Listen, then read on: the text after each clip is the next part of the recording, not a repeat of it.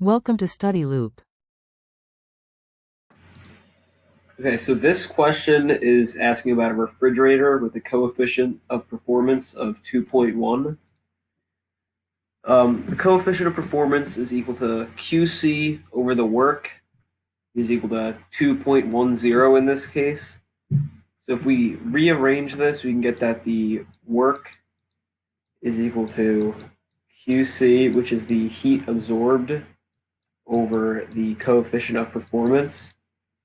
So we'll do 3.1 times 10 to the fourth joules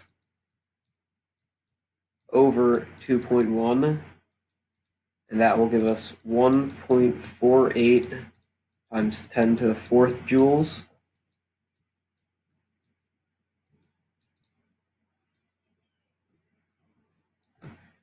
And part B of this question is asking how much heat is discarded.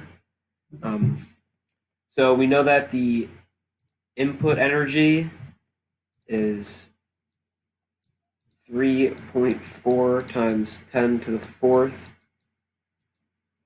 plus this energy, which is inputted, 1.48 times 10 to the fourth. So you add those together to get 4.58 times 10 to the fourth.